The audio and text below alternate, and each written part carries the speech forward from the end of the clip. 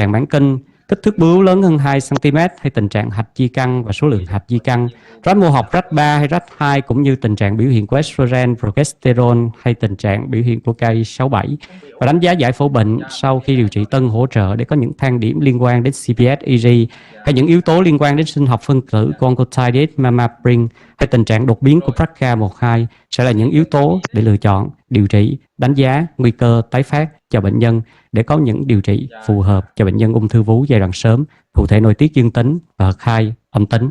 Phần trình bày của tôi đến đây xin hết. Xin cảm ơn sự lắng nghe của quý vị đại biểu và các thầy cô.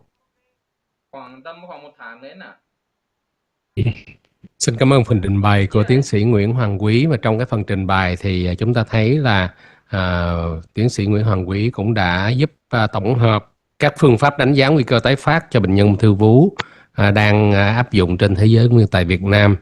Và như vậy thì cũng một lần nữa khẳng định là cái ý nghĩa rất quan trọng trong việc xác định nguy cơ tái phát cho cái nhóm ung thư vú giai đoạn sớm thụ thể nội tiết âm Hr2 dương, thụ thể nội tiết dương và Hr2 âm tính này. Trong các cái yếu tố nguy cơ đó thì hạch vùng và độ mô học của bú vẫn là hai yếu tố quan trọng nhất. Sau đó thầy thấy là có vai trò của kích thước u, rồi tuổi, Ki67 cũng như là đánh giá về cái điểm của bộ gen. Tất cả những yếu tố này thì nên được xem xét cách tổng thể để lựa chọn cái phương pháp điều trị phù hợp. Ở Việt Nam thì việc xét nghiệm đánh giá hồ sơ biểu hiện gen như là mammaprin hay là oncotype DX dù đã chứng minh có vai trò, có hiệu quả thì vẫn không dễ tiếp cận. Và như vậy thì trong cái bức tranh thực tế tại Việt Nam thì chúng ta sẽ vận dụng, áp dụng nó như thế nào. Thì xin một lần nữa kính mời thạc sĩ bác sĩ Đồng Chí Kiên quay trở lại để tiếp tục phần trình bày cũng như là phân tích những cái ca lâm sàng mà đã được đặt ra ngay từ đầu. Xin kính mời thạc sĩ Đồng Chí Kiên. Dạ vâng, kính thưa thầy chủ tọa và các thầy cô ở trong buổi sinh hoạt hội thảo. Em xin được tiếp tục quay trở lại với các cái ca lâm sàng. Với bài trình bày của tiến sĩ Quý thì chúng ta có thể thấy là rất nhiều yếu tố có thể ảnh hưởng đến cái việc lựa chọn trong cái việc điều trị bổ trợ, và đâu mới là cái chiến lược quan trọng nhất thì cũng phù hợp với thực tế lâm sàng. Các cái yếu tố như tiến sĩ Quý đưa ra, chúng ta chỉ có thiếu là các cái xét nghiệm về sinh học phân tử thôi, thì các cái xét nghiệm về cơ bản thì chúng ta cũng thấy là chúng ta cũng đã thực hành trong lâm sàng từ hội nghị đồng thuận St. Gallen năm 2011 đến nay, và các cái phân tích sinh học phân tử từ St. Gallen 2011 đó là một cái yếu tố rất quan trọng phù hợp với lại cái chiến lược điều trị trong cái hoàn cảnh của Việt Nam hiện tại. Thì đối với ca lâm sàng 1 thì bệnh nhân này sẽ có những yếu tố nguy cơ như là bệnh nhân này có di căn hạch và cái chỉ số phân bào Ki67 là trên 20%. Đối với bệnh nhân thứ hai, đây là một ca lâm sàng mà chúng ta chẩn đoán giai đoạn lâm sàng của bệnh nhân là CT4B và đặc biệt là có CN3. Và ca lâm sàng thứ ba thì đây là bệnh nhân trẻ tuổi còn kinh, và là yếu tố là bệnh nhân này có cái chỉ số phân bào là Ki67 là trên 20%. Vậy thì các bệnh nhân này sẽ lựa chọn cái chiến lược điều trị như thế nào? Với cái chiến lược hóa trị bổ trợ, chúng ta thấy là các cái yếu tố tiên lượng lâm sàng và bệnh lý thì có thể để xác định được cái yếu tố nguy cơ cao đó, thì nhưng mà không có cái yếu tố nào, tiêu chí chung nào được thống nhất. Tôi lấy ví dụ như là đối với nhóm hạch âm tính theo NCCN và ASCO thì cái lựa chọn mà cái việc chỉ định cái hóa trị bổ trợ khác nhau ở cái chỗ mà với kích thước u lớn hơn 0,5 cm và là yếu tố nguy cơ cao và có cái đặc điểm về 21 gen. Tuy nhiên thì ở ASCO họ khuyến cáo thêm là cái nguy cơ cao ở đây là được xác định bởi cái yếu tố 21 gen này và độ mô học cao hoặc là có sự xâm nhập bạch mạch. Như vậy cái sự lựa chọn điều trị trong các cái ca lâm sàng này, với ca lâm sàng thứ nhất thì bệnh nhân đây là bệnh nhân yếu tố nguy cơ cao, mặc dù 50 tuổi nhưng bệnh nhân vẫn xác định là còn kinh trước điều trị, và bệnh nhân đã được phẫu thuật triệt can tuyến vú, sau đó là cái hóa trị bổ trợ trên nền tảng của các cái hóa trị chuẩn, và bệnh nhân được điều trị nội tiết. Chúng tôi có làm định lượng các cái yếu tố về tình trạng kinh nguyệt, và bệnh nhân này được chỉ định là cái điều trị bằng AI chuyển đổi tamoxifen. Đối với bệnh nhân thứ hai thì chúng ta có lựa chọn là dùng cái hóa trị tiền phẫu trước phẫu thuật cho bệnh nhân, sau đó thì bệnh nhân được điều trị bổ trợ và điều trị nội tiết AI cho nhóm nguy cơ cao.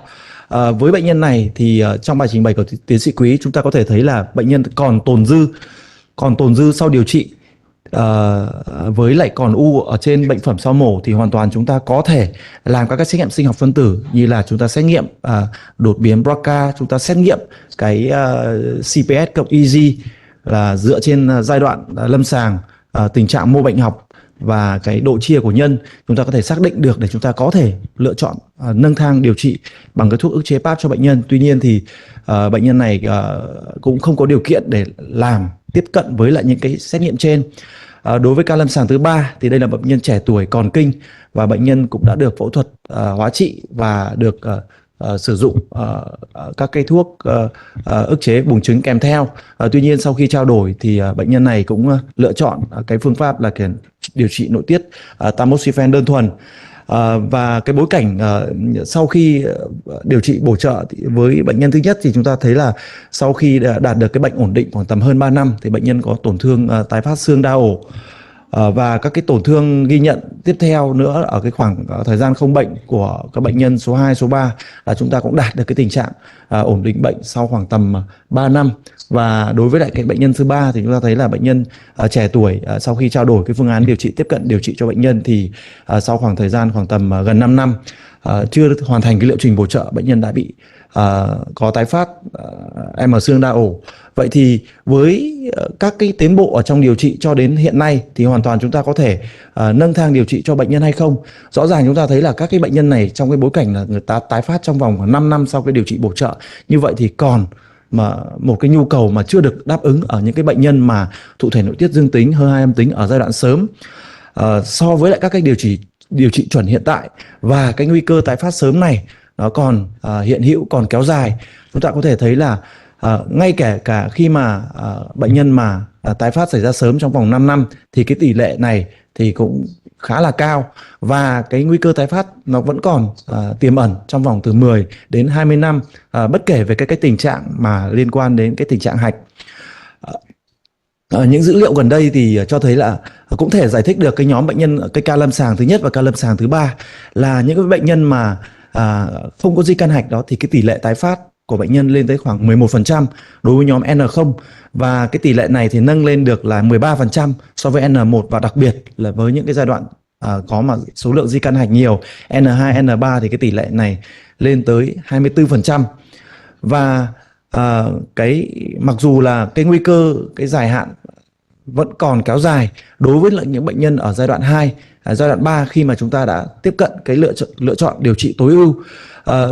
Với cái kích thước u là giai đoạn T1, chúng ta có thể thấy là khi mà ở cái giai đoạn 2 cái tỷ lệ tái phát ở 10 năm là 14%, nhưng mà khi cái thời gian mà theo dõi kéo dài là 20 năm, cái tỷ lệ tái phát này còn lên tới 27%, ở giai đoạn 3 là lên tới gần 50%.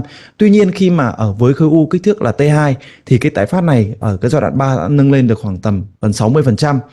Và cái nguy cơ mà tái phát thì bao gồm cả những bệnh nhân mà chẩn đoán ở những giai đoạn 2-3, và bao gồm những bệnh nhân mà không có tổn thương hạch và cả bệnh nhân có di căn hạch nữa.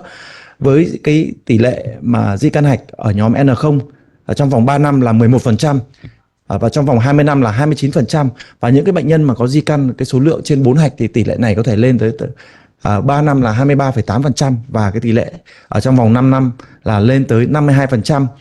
Dẫu vậy thì chúng ta thấy là mặc dù cái tỷ lệ với cái dữ liệu đời thực như vậy thì chúng ta thấy là cái giai đoạn 2 của ung thư vú thì chúng ta còn số lượng là chúng ta chẩn đoán còn gấp khoảng tầm 4 lần so với giai đoạn 3, và cái tỷ lệ tái phát này nó khoảng tầm 41% cái nguy cơ tái phát trong vòng 10 năm. Vì vậy thì chúng ta thấy là thế thì đấy là những con số ở trên những cái nghiên cứu. Vậy cái dữ liệu đời thực thì sao? Thì đây là một cái nghiên cứu mà được phân tích về cái IDFS và DFS từ một cái nghiên cứu dữ liệu đời thực ở Mỹ, thì chúng ta thấy là cái tỷ lệ mà tái phát và có xâm lấn xa ở trong vòng 7 năm là 21,4% trong tất cả các bệnh nhân ở giai đoạn 2 và giai đoạn 3, và có khoảng 25,7% bệnh nhân ở nhóm N0 là cũng có cái nguy cơ tái phát. Một cái dữ liệu đời thực khác chúng ta thấy là cái tỷ lệ mà tại thời điểm 3 năm thì chúng ta thấy dựa trên cái thử nghiệm 12 cái thử nghiệm với cái số lượng bệnh nhân khoảng là 31.000 bệnh nhân thì cái tỷ lệ này nó rơi vào khoảng 7%, và cái tỷ lệ tại thời điểm 5 năm này thì sẽ rơi vào khoảng 12%.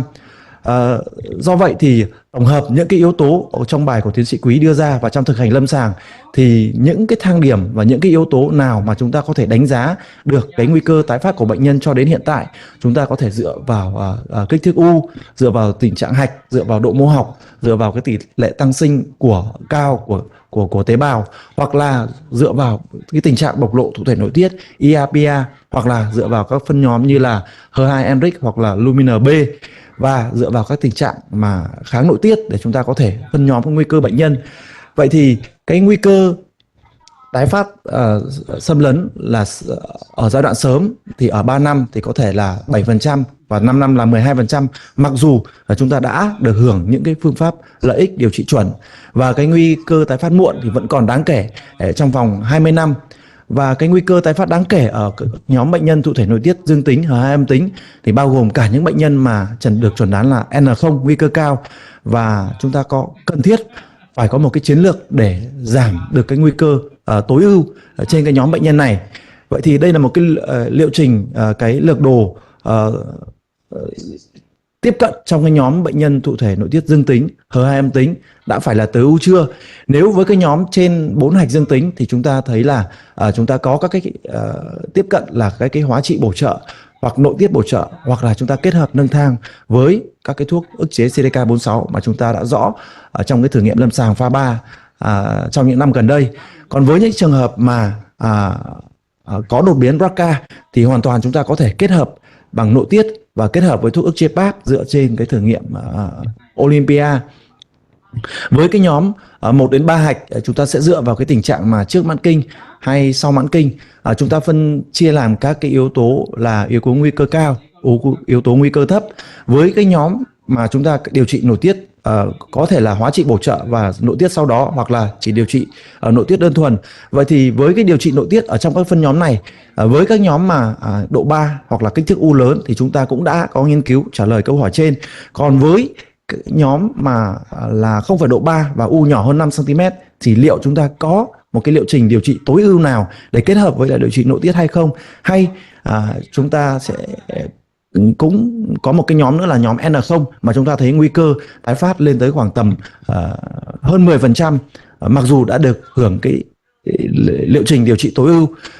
Chúng ta liệu nhóm N0 nguy cơ cao này chúng ta có cần nâng thang điều trị để chúng ta giảm được cái tỷ lệ hơn 10% này ở trong cái nhóm N0 nguy cơ cao hay không, thì bài trình bày có lẽ bài trình bày của giáo sư Gian Paulo thì sẽ trả lời được cái câu hỏi trên. Và sau đây thì bài trình bày của em xin được kết thúc tại đây. Xin được nhường lời cho thầy chủ tọa. Xin cảm ơn thạc sĩ Đồng Chí Kiên. Và như vậy chúng ta thấy là dù là ung thư vú giai đoạn sớm, mục tiêu điều trị khỏi bệnh, nhưng mà tái phát hiện vẫn là một cái thách thức lớn trong cái điều trị ung thư vú giai đoạn sớm, có thụ thể nội tiết dương và HER2 âm. Dù rằng là những cái nguy cơ hiển hiện để gọi là nguy cơ cao như chúng ta đều đã biết là có hạch dương tính hoặc là bú lớn trên 5 cm, nhưng mà đối với những trường hợp mà bú dưới 5 cm, hạch âm tính, grad mô học chỉ grad 2 thôi, nhưng mà cây 67 trên 20% ví dụ vậy, hoặc là những cái nhóm mà nguy cơ cao, cho dù hạch âm tính á, thì cho dù chúng ta có điều trị bổ trợ với hóa trị, với nội tiết thì nguy cơ tái phát vẫn hiện.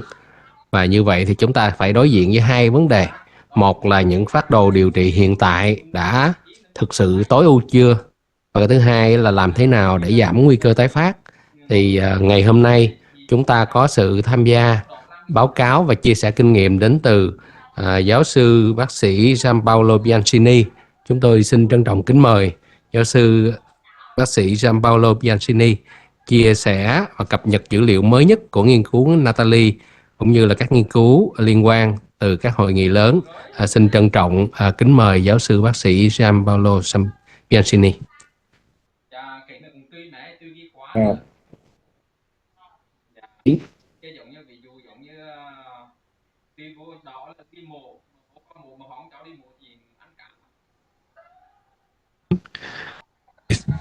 It is a pleasure to discuss this second topic related to what we have discussed yesterday.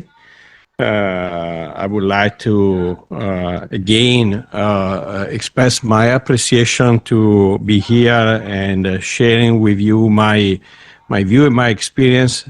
My presentation is this time is more educational. I mean, is sharing the evidence that has been generating around the Natalie study. So if you want also my in-deep thought, you will have to make after the presentation some question. But now really you want to focus on this trial because it's new.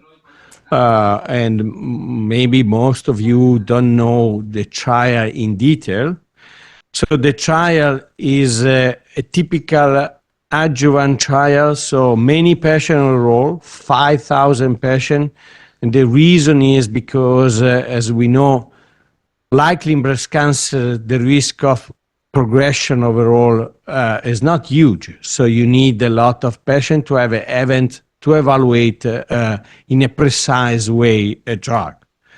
There is a randomization 1-to-1. A very important aspect that all the patients in the control arm receive aromatase inhibitors that are the most effective endocrine therapy. That is a huge difference compared to like the monarchy trial in which some patients receive tamoxifen despite being at high risk. And we will come back again in the experimental arm. Ribocycline was given at a dose of 400 milligram a day, 3 weeks, 1 day, 1 week off, for 3 years. The primary endpoint is invasive disease-free survival, and they use the STEP criteria. As you know, this definition has been revised many times. I would like you to consider 3 aspects that are critical of Natalie. The first is the patient population that is included in the trial. That is not only the very high-risk population, but also the intermediate high-risk population that was not included in the monarchy trial. So this is a larger population trial that include, we say, all breast cancer patients that are not at low risk of progression. So in terms of stage, we say stage 3 and stage 2, but we will see that not all stage 2 enter in the trial. So there was additional criteria that was had, and the presentation, the 2 presentation before was very good to really underscore the factor that in clinical practice we use to define the risk in breast cancer. The other consideration is about the dose. We mentioned yesterday. So be careful. The fact that Natalie adopt 400 milligrams day as a dose doesn't mean that this is the most effective dose. This was a compromise between keeping the efficacy of the drug and I would say decreasing the toxicity. So as we know, it is important in breast cancer maintenance of the treatment. Just for you to remind that in the United States, I don't know in Vietnam, I can tell you in Italy, the discontinuation of endocrine therapy in the adjuvant setting is high as 40%. So that means that almost 1 of 2 patients don't complete 5 years of endocrine therapy. In Italy is much, much lower. It's probably less than 10% the population that do not complete 5 years of endocrine therapy. But again, it's very important, this fact. So using a dose that can be sustained, reducing the interaction of the drugs. And the other factor is the 3 years treatment. Just to be honest, nobody knows which is the optimal duration of CDK. So this is an empirical decision. Why 3 years? Because the mechanism of action of CDK is biologically to induce senescence. Senescence is not a death, is something that comes just before the death. So when you have a senescent cell, this is committed to die. But you need to have a prolonged exposure of the drug to make this commitment. So that's why they decide to use a longer duration compared, for instance, with monarchy is 1 year longer. So lower dose, but the longer duration of exposure. In terms of eligibility, I would say it's very simple. All stage 3 enter in the trial. Across stage 2, not positive enter in the trial, regardless biological factor. For N0 tumor, grade 3 enter in the trial, so very simple. Grade 3 and N0 stage 2, so mean no PT1C N0. So you need to have at least a tumor more than 2 centimeters, okay? For grade 2 is required to have an additional factor that can be either high Ki67, so if you also want is a technical luminal B-like tumor, because historically more than 20% Ki67 was defined as luminal B-like. It's not luminal B because luminal is definition making gene expression, it's not by immunohistochemistry.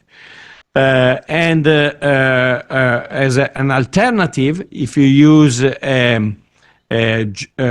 genomic test, Oncotype, Prosigna, MammaPrint, EndoPredict, anything of these is a high allo to enter in the trial.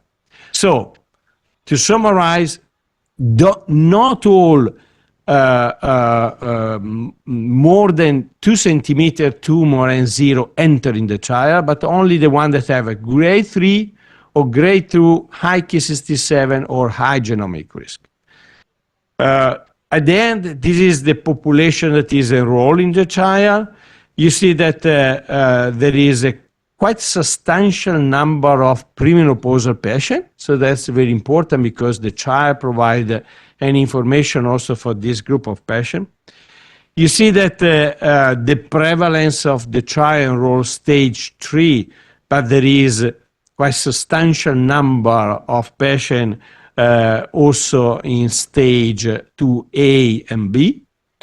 Nodal status, N0 represent roughly 30% of the trial population, so slightly less than 1/3 was N0 tumor.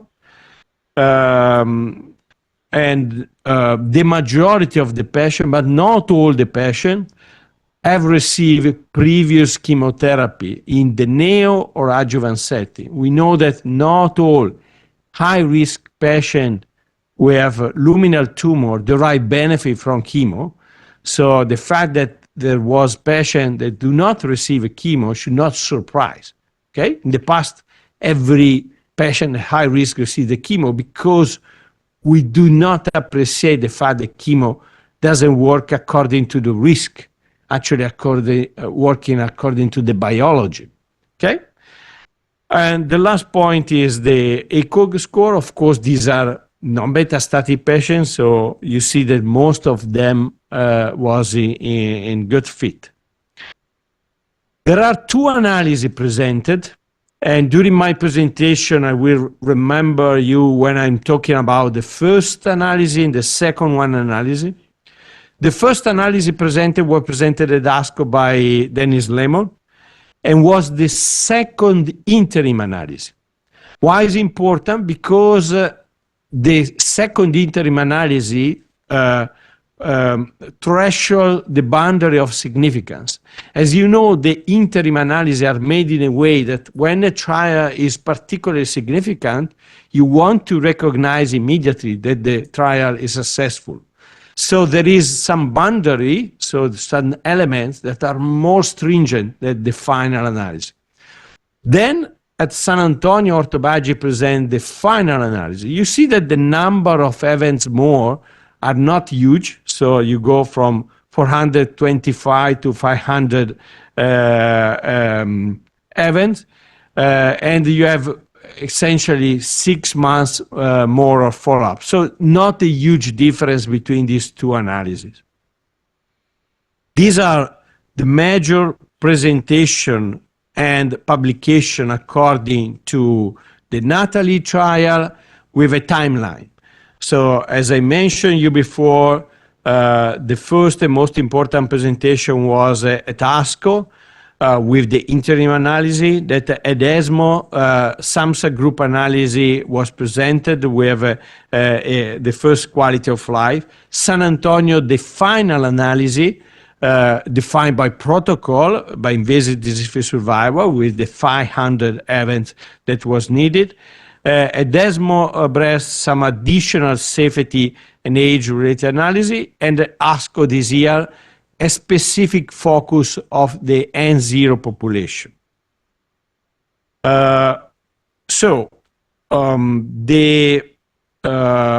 This is a subgroup because I will show you later the final analysis in the ITT population presented by Ortobagi. I will go directly to the subgroup analysis presented according to the interim analysis of ASCO. So these analyses have a slightly less event, a slightly shorter follow-up compared to the analysis that we will see presented by Ortobagi.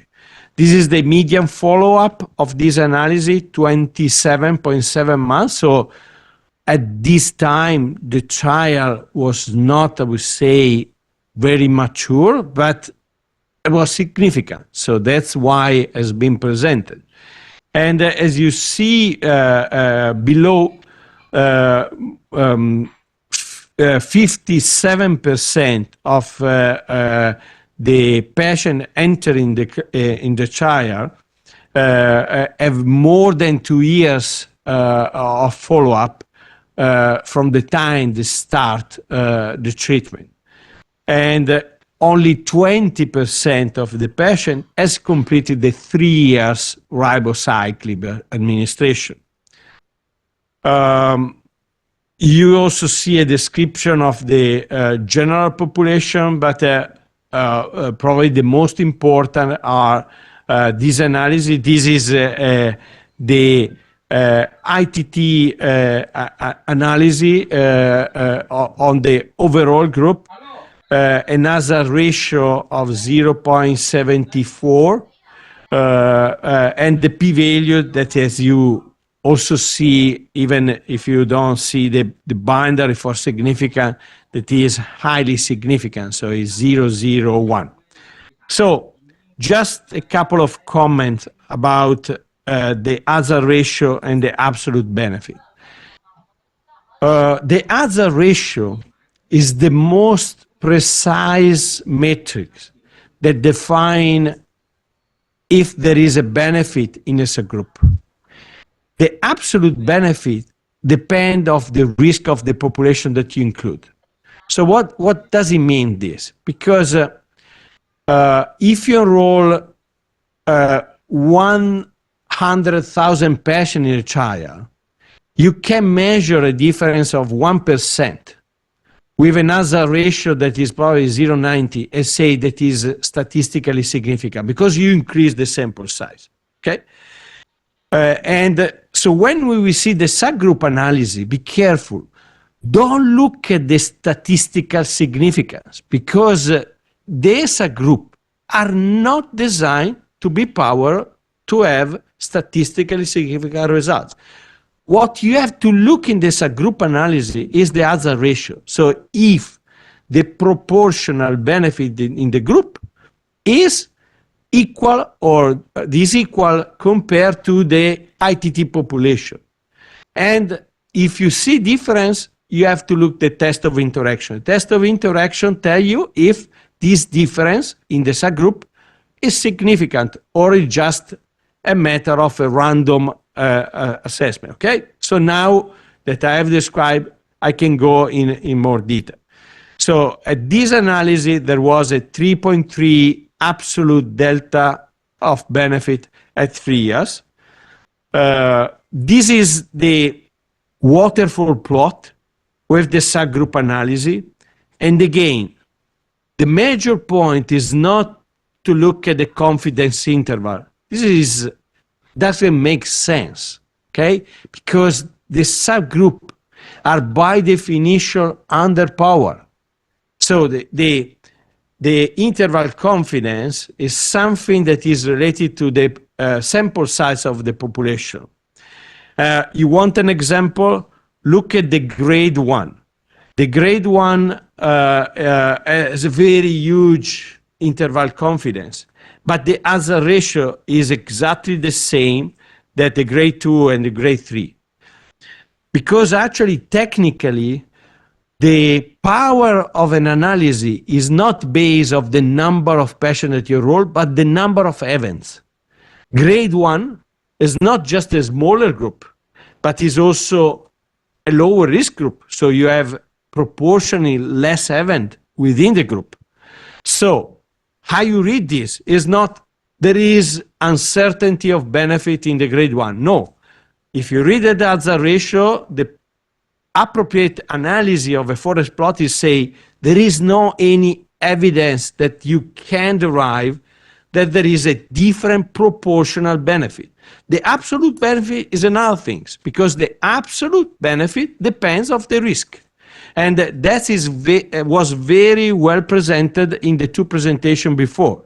So remember, prognostic factor define the risk, and when you have an hazard ratio, you can speculate the absolute benefit that is proportionally larger if you go in a larger risk population, and of course smaller if you go in a smaller risk population. So come to this group analysis with all these conceptual and practical consideration in mind. N0, N1, 3. You see the hazard ratio is similar. 0.63 on N0 doesn't mean more benefit, because it's obvious that these hazard ratio don't have a significant test of interaction. So that's actually mean that the benefit is equal regardless the number of nodes. That's why the title, okay? And this is important because even biologically, it doesn't make sense that CDK care about the nodes. They care about the biology, okay? We are targeting biology. We are not targeting a size of the tumor. Stage 2, stage 3, the same story. Very similar as a ratio, so no any type of evidence of a difference of benefit between the group. And also the absolute benefit at the end is quite similar, okay? So you have 3% difference in the stage 2 and 3% difference in the stage 3. Also, don't look if it's not 4 or 5. Of course, the precision estimation at this time is still not as high because even the trial is large. The precise estimation will come with mature data, with when all the patients you see still a lot of sensoring has completed the treatment phase. And then premenopausal and postmenopausal. Again, you don't have any indication that there is a different benefit according to the menopausal status. And again, this is something that we expect because we proportionally know that the endocrine therapy, it is effective both in premenopausal and postmenopausal. In metastatic setting, we have seen the Mona Lisa 7 trial that demonstrate the efficacy of ribociclib regardless menopausal status, and these data are just consistent. older age. Why is important older age? Because sometimes there are oncologists that are concerned to give this type of drug in patients that are older, okay? You see that you don't have any evidence that they derive less benefit. Also, be careful when you say more than 65 is older age, because the boss in the hospital usually are that age. So don't say this usually. So this is, they are young, very young. And, in the past, 65 was older age. Now, personally, I believe that older age is more than 75 or 80. And also, it's very important how fit is the patient. So it really doesn't matter the age itself. But as you know, that is a typical cutoff that is used in all the trial, just for you to remind that this is probably something that is come from the past. Ki67, no difference of the fat. Again, you see exactly the same type of benefit. And very important, one of the secondary endpoints was distant disease-free survival. And again, you see a P0.01 and a reduction of distant event, proportional risk reduction that is 26%. So it's very high. So the conclusion, of course, is that the benefit that we observe in the trial is present in all the clinical subgroup. There is any type of difference. Health-related quality of life. I will go quickly to this because not because I don't want the detail, but because you have the slide. So if you want, you can go through the slide. The point is very important. So all the modern trial as a secondary endpoint, quality of life assessment, because it's very important. We have discussed yesterday to know if the price that the patient have to pay on top of the cost as if there is an impact, negative impact on the quality of life. Well, the simple answer is no.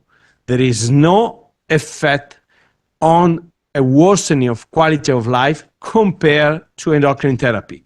Actually, if you look carefully, there is an impact in quality of life, more related to the endocrine therapy, because endocrine therapy influence more quality of life than not CDK4/6 inhibitor. And the proportion of patients that stop endocrine therapy is higher than the patient in country, again, like United States, is higher than the proportion that interrupt CDK. This is the global health status. Again, you see that there is no a different type of impact between the two trials. Emotional functioning, there is a small deterioration from baseline, but in both arms. So this is something that is not related to CDK. This is related probably to the post-surgery and beginning of the treatment effect. So something also related to the fact that the patient have to recognize that they had the tumor. And again, the pressure also no change. So overall, I have skipped some of the analysis. If you want, you can see the full presentation. Support that the efficacy observed in NATALEE is not paid with a worsening in quality of life, whatever metric you measure. So this is the final analysis. Again, is not changed so much compared to the analysis, the subgroup analysis that I present, because there was just 80 events more compared to the second interim analysis. But you see that at this time is the right part of the graph that I prepare. Now there is 42% of the population that at the time of the final analysis has completed the 3 years period of treatment. So the trials start to become mature. It's not still mature as I like to be, okay? So I'm eagerly awaiting the follow-up data with a longer follow-up, but still these are now nice data to be considered, especially for the 3 years follow-up. And then you see the curves. You see again a clear improvement in the absolute benefit between here the 20-month period and the actually this is not the 32 because this is the 36 period, but the 3-year period that is presented in the slide. So the graph has likely changed, but in 1 year, just 1 year, you see that the absolute benefit increase of 1.5%. Why it is important? Because when you think at this benefit, you don't need to think at what you see at 3 years. It was very well presented in the 2 presentations before that the risk of breast cancer come across for a period that is 10 or 15 years. So if you speculate that there is an increase of 1.5 absolute benefit between year 2 and 3, you can speculate that you will get additional benefit going to year 4 and 5. Okay? So that's another thing that is very important. Don't think when you think to the risk benefit at the results at 3 years. This is just a snapshot of what we see now. Okay? It's not the final analysis of the trial. It's just the final analysis of the pre-specified invasive disease-free survival analysis. As we have seen before, there is no any evidence that there is a subgroup by clinical factor that derive less or more benefit from the treatment. And again, you see again the analysis split by nodal status, but we will go through carefully the N0 status, so no difference in the benefit observed between the 2 groups. And this is actually an analysis that was presented already in San Antonio for the node negative, but again, we will look at the analysis presented at ASCO that is more extensive. The stage 2 and stage 3, again, you see another ratio that is absolutely the same. Again, it is incorrect to say that the stage 2 derive more benefit because the other ratio is lower. These are just fluctuation related to the chance that you can get within the subgroup. And what you can see here again is an analysis by distant disease-free and overall survival at 3 years.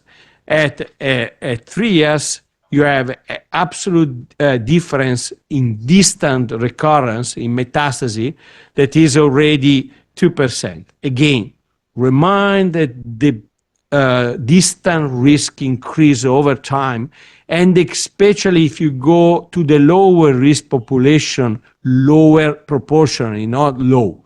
So the intermediate high that we mentioned before, you tend to have more events later on. Okay?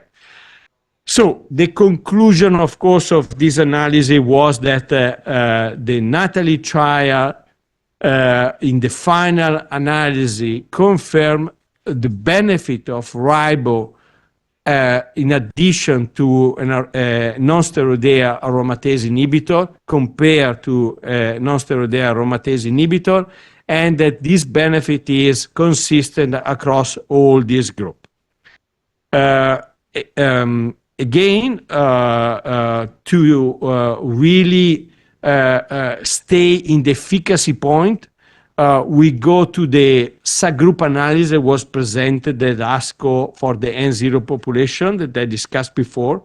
Again, to remind that the N0 population role was at least a tumor more than 2 centimeters, no PT1C and 0 entering the trial, and with a biological feature of higher risk that could be grade 3 or grade 2 with Ki67I or a high genomic risk. These are the number of the population that we are discussing. Look at the number of the group. They are very tiny. So you don't have to look in this group and expect to have a statistically significant result, because a trial with 600 patients in the adjuvant setting will never come to be significant, never, unless you have, of course, a new drug in a population with a so high risk and you have so much event. Maybe this group will come to have a statistical significant results with the results at 10 years, because at that time, we will have in this group much more events. So the subgroup will be even mature and could generate statistically significant results. As you know, by definition, there is essentially only grade 2 and grade 3. The exception of grade 1 is probably a T4 or T3 tumor. And you see that most of the patients who entered by the Ki67 criteria, not the genomic.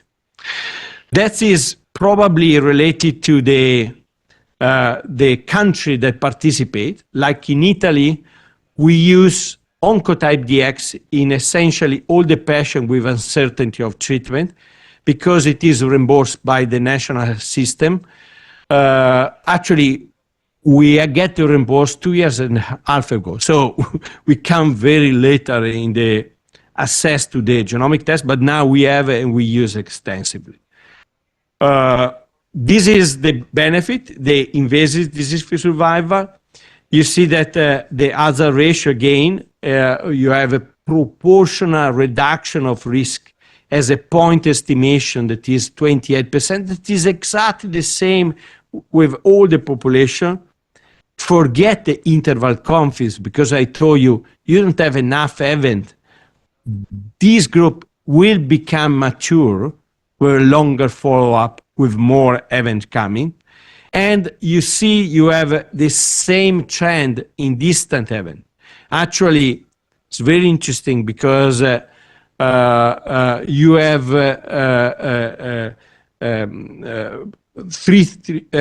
depends if you look at the distant disease-free survival or the distant relapse-free survival. This is a slightly different definition.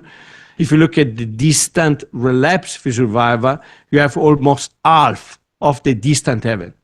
Just also to remind, there is a nice study performed by my mentor when I was at MD Anderson Lajos Pusztai that showed that because we cure better the high-risk breast cancer patient, now most of the death come from the low-risk patient, because this is a population in which we tend, for avoid over-treatment, to not increase too much the treatment that we give. So the overall effect is that we are decreasing the rate of death in breast cancer, but in proportion there are more low-risk patients who die compared to the high risk, because we cure better the high risk, like in triple negative because we use immune checkpoint, in Hr2 positive because we have the dual blockade and TDM1, and probably here because we use extensively CDK4/6 inhibitor. So again, the summary is that the benefit is clearly present also in the N0 group. And as I told you many times, it's very important to keep in mind that you have to look at the 3 years event as a preliminary data. Even they are already clinical relevant. This is not the final analysis at 10 years that will drive me to different consideration. So this is an early indication of the efficacy of a drug, and the increase between Hr2 and 3 should really drive us to understand that this is going to be a trend that will be very soon confirmed at 4 and 5 years. So final is the last look at the safety data that we have seen in ESMO breast. And this is a graph that I usually like personally, because summarize the difference of the proportion of side effect between the two arms, and also how much are the serious side effects. So if you have in mind what to expect by endocrine therapy, like arthralgia, you immediately see that there is any difference. Actually, it seems that you have slightly more arthralgia with aromatase inhibitor alone. Of course, it's not true. But that means that CDK doesn't impact in any of the typical side effects of aromatase inhibitor, because we know that this is not what they do. But they do some typical things. Now, neutropenia, of course, CDK aromatase inhibitor don't do neutropenia. And some other, like nausea. Nausea is very rare. So, but, you know, some patients have a very, very modest and sometimes occurring nausea.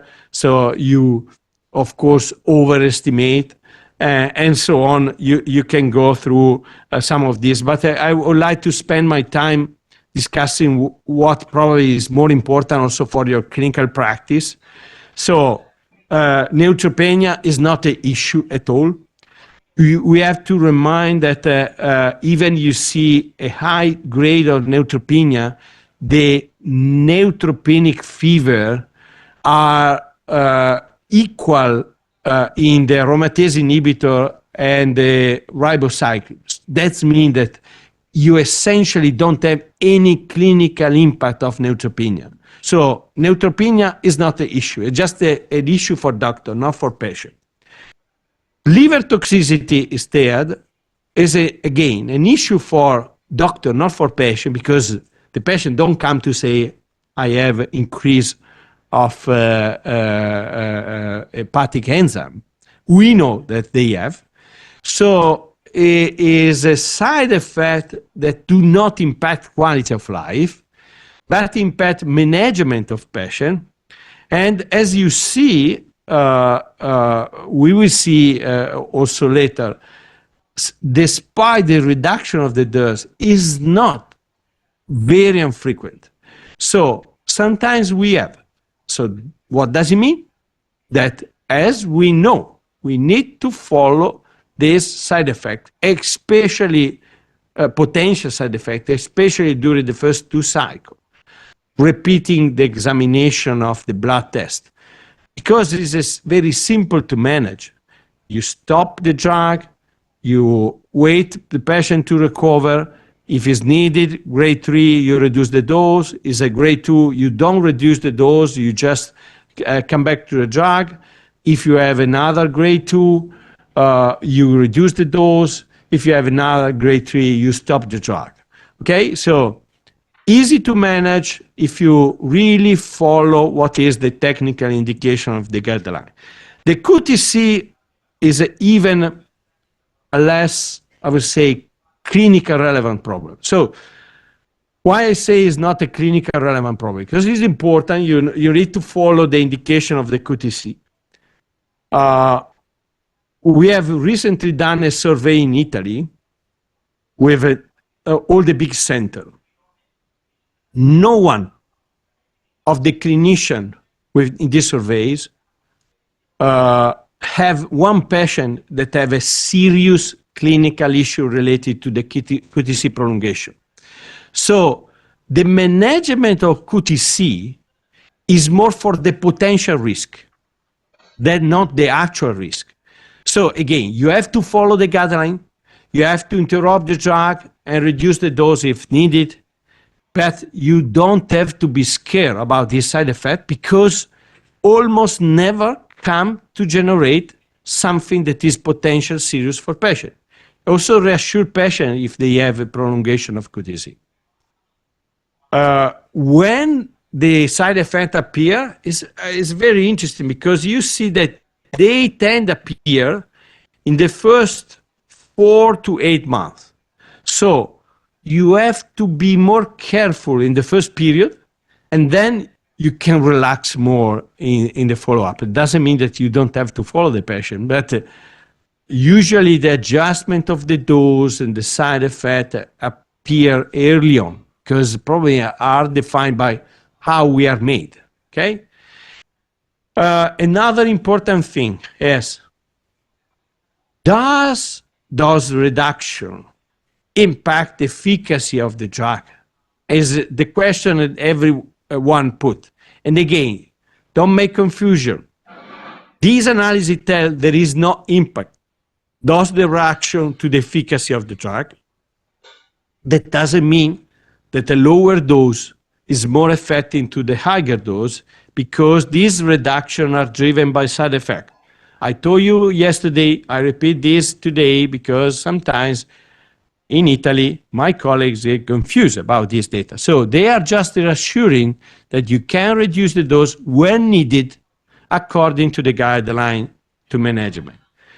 So this is an overall picture of using the 400 milligram in the Natalie. And as you see, confirm that the side effects are present, and probably the most relevant in terms of interaction of the drug is indeed liver toxicity. And this is an interesting analysis, is an indirect comparison that suggests that actually reducing the dose of the drug impact less in QTC prolongation and neutropenia. And I can tell you that also the absolute number of liver toxicity seems slightly lower in the Natalie compared to the Mona Lisa trial. So suggesting that this reduction of doses was probably a good decision to increase the overall safety. So this is the conclusive slide. So 3-year treatment with 400 milligram is not only effective, but is also quite well tolerated with no side effect of the drug that is are absolutely manageable. And most of the interaction, when needed, happen by liver toxicity. And for liver toxicity, because they recover, this is not a serious issue itself. You just need to follow the guideline and recommendation to reduce the dose when needed and interrupt the drug also when necessary. Thank you very much for your attention. Xin trân trọng cảm ơn giáo sư tiến sĩ bác sĩ Gianpaolo Bianchini. Và như vậy thì chúng ta thấy là trong cái chương trình ngày hôm nay thì ban tổ chức cũng dành thời gian phần lớn cho giáo sư để chia sẻ những cái dữ liệu mới nhất từ nghiên cứu Natalie, một nghiên cứu mà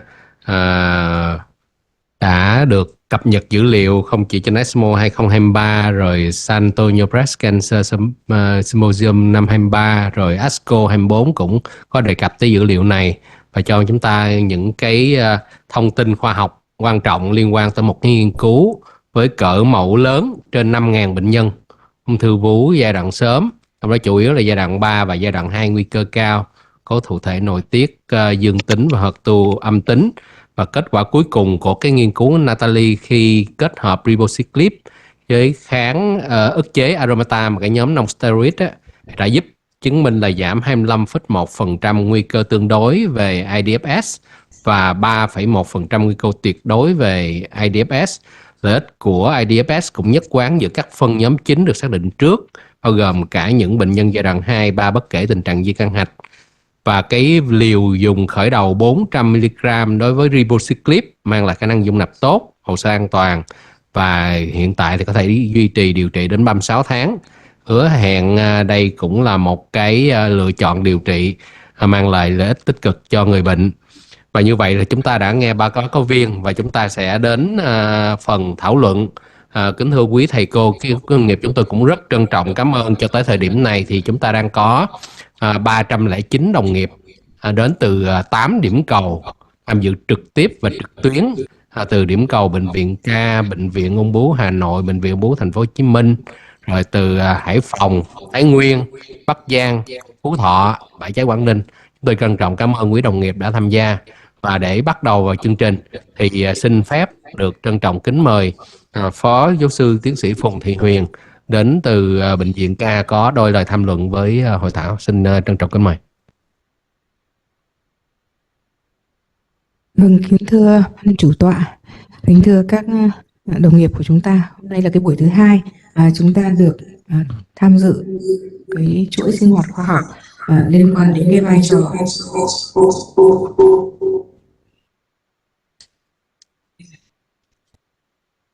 liên quan đến vai trò của ribosclip đối với bệnh nhân ung thư vú. Thì ngày hôm qua chúng ta toàn bộ là về ung thư vú di căn. Ngày hôm nay với một cái kỳ vọng là chúng ta có thêm những các cái thông tin, các cái dữ liệu điều trị cho bệnh nhân ung thư vú ở giai đoạn sớm. Thì trước hết tôi xin trân trọng cảm ơn giáo sư Gianpaolo Pansini. Thì ông đã có một cái bài báo cáo rất là đầy đủ và chi tiết cho toàn bộ cái thử nghiệm nghiên cứu Natalie, chi tiết hơn so với một số các lần mà chúng ta cũng đã được nghe, và những các cái thông tin về rất là cập nhật, kể cả những cái kế hoạch về các cái báo cáo ở trong giai đoạn tới như là ESMO 2024 cũng như là San Antonio, và với các cái dữ liệu nó cũng không trùng lặp ở các cái lần báo cáo. Và thực tế là chúng tôi cũng vẫn phải quay lại với những các cái thông tin lâm sàng, các cái căn cứ như trong cái bài báo cáo của bác sĩ đồng chí Kiên và tiến sĩ Hoàng Quý. Thế thì trong cái nội dung tham luận này thì tôi cũng có một số các cái ý kiến cũng xin ngắn gọn thôi ạ, để dành cho các cái đồng nghiệp. Về cái thứ nhất là tôi rất là nhất trí về cái việc là chúng ta đang rất có nhu cầu điều trị bổ trợ cho những bệnh nhân ung thư vú có tiên lượng tốt thuộc cái nhóm luminal A. Tuy nhiên bệnh nhân cũng có nguy cơ cao như là nhóm di căn hạch hoặc là không có di căn hạch nhưng mà kèm theo một số những các cái yếu tố tiên lượng xấu. Bởi vì các cái con số mà về tái phát cho các bệnh nhân ở giai đoạn sớm như thế này, và thực tế là những cái ca minh họa lâm sàng của bác sĩ Kiên cũng cho thấy rằng có những cái bệnh nhân chúng ta cũng nghĩ rằng tiên lượng tốt nhưng mà bệnh nhân cũng vẫn tái phát trong vòng 5 năm đầu. Thế thì cả thực tế lâm sàng và các cái con số về thời gian sống thêm thì rõ ràng chúng ta đang cần có một cái nhu cầu điều trị bổ trợ nhiều hơn nữa. Đấy, ngoài các cái phác đồ hóa chất kinh điển cũng như là các cái chiến lược cho cái điều trị nội tiết tối ưu, thì với cái vai trò của thuốc ức chế CDK46 mà đặc biệt là với abemaciclib thì cũng đã được có kết quả dương tính và đã được chỉ định điều trị ở nhiều nước trên thế giới rồi, nhưng Việt Nam thì chúng ta cũng chưa có cái cơ hội để tiếp cận với abemaciclib. Thế thì với cái nghiên cứu Natalie thì phải nói là trong vòng 1 năm nay ấy, thì rất nhiều các đồng nghiệp và thậm chí là các bệnh nhân của chúng tôi đang chờ đợi một cái khoảng cửa sổ là thời gian 1 năm để được biết khi nào được FDA, EMA approve đấy, và chúng tôi có thể điều trị cho bệnh nhân khi mà có cái chỉ định chính thức. Và trong cái nghiên cứu này tôi cũng rất là nhất trí với một cái phương thức là chúng ta đã điều trị bổ trợ với một cái thời gian dài, thì cái chiến lược là giảm liều 400mg đấy và thời gian là 3 năm. Đấy, có nghĩa nó cũng xuất phát từ cái việc là chúng ta điều trị tối ưu cho 3 năm đầu để giảm cái nguy cơ tái phát trong 3 năm là cái nguy cơ mà thường gặp nhất. Đấy thì với cái việc giảm liều này để điều trị phù hợp với điều trị trong thời gian dài thì tôi cũng thấy đây là một cái chiến lược hợp lý, và cũng kinh nghiệm từ những cái bệnh nhân mà điều trị ở giai đoạn muộn, khi mà bệnh nhân được giảm liều xuống 400mg, đấy thì cũng thấy là với cái liều này thì phần lớn là bệnh nhân dung nạp cũng tốt. Và trong những cái dữ liệu của Natalie thì chúng ta cũng thấy là các cái độc tính như huyết học và đặc biệt cả những độc tính tim mạch rồi gan nó cũng giảm đi rất là nhiều. Thì chúng ta thấy là các bệnh nhân của chúng ta có khả năng dung nạp được với cái phác đồ điều trị trong cái điều trị bổ trợ. Thế còn chúng ta đang có những cái băn khoăn, mặc dù là chưa có cái chỉ định chính xác nhưng chúng ta đang có cái băn khoăn là liệu chúng ta sẽ áp dụng cho những cái bệnh nhân đối tượng như thế nào. Đấy thì với bệnh nhân có hạch nách dương tính thì tôi hoàn toàn là nhất trí với cái dữ liệu mà mình có được, là sẽ chỉ định cho những bệnh nhân có nguy cơ cao, tức là có bệnh nhân có hạch nách dương tính. Thế còn đối với bệnh nhân có hạch nách âm tính thì chúng ta cũng thấy là chúng ta cũng cần phải cân nhắc dựa trên những các yếu tố khác mà bệnh nhân có, ví dụ như xâm nhập mạch, bạch huyết thần kinh đấy, và độ mô học, rồi là cái tình trạng Ki67. Đấy thì chúng ta cũng thấy những báo cáo cập nhật ở ASCO thì cũng cho thấy là vẫn có lợi ích trên cái nhóm hạch âm tính, và cái nghiên cứu Natalie thì cũng là một cái thiết kế rất khác biệt ở cái điểm thứ ba. Đấy, đó là về vấn đề là lựa chọn cả những bệnh nhân có hạch âm tính thì chúng ta cũng rất là cân nhắc, đặc biệt là trên bệnh nhân Việt Nam, liên quan đến cái chi phí điều trị và cái thời gian điều trị kéo dài. Đấy thì tôi nghĩ rằng là nếu như được FDA, EMA chỉ định cho những cái trường hợp nào thì cũng cố gắng là mình cũng sẽ xin được những cái chỉ định đấy ở Việt Nam. Thế còn cũng giống như các cái thuốc khác thôi, đúng không ạ? Thế thì khi chúng ta áp dụng vào thực tế thì chúng ta cũng cân nhắc là cái lợi ích về mặt sống thêm của người bệnh, độc tính, và đặc biệt là cái hiệu quả của về vấn đề kinh tế. Bởi vì là cái để mà có được cái chỉ định của các thuốc này trong cái điều trị bổ trợ cho bệnh nhân ung thư vú mà để được bảo hiểm y tế chi trả thì chắc là còn lâu lắm.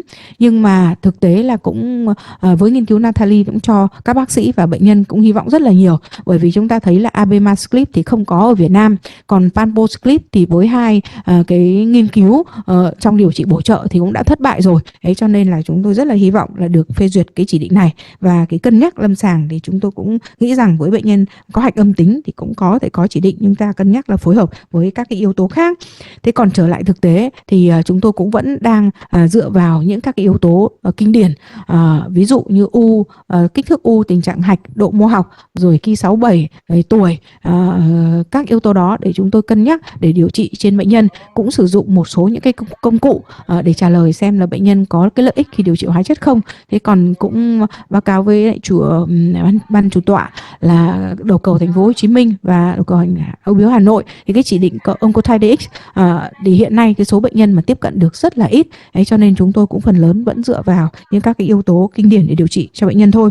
Thế thì tôi có một câu hỏi dành cho giáo sư Bansini, tức là trong cái nghiên cứu Natalie này thì chúng tôi thấy có một cái về vấn đề là đánh giá giai đoạn, thì cái từ ngữ dùng trong cái nghiên cứu này đó là anatomical stage đó.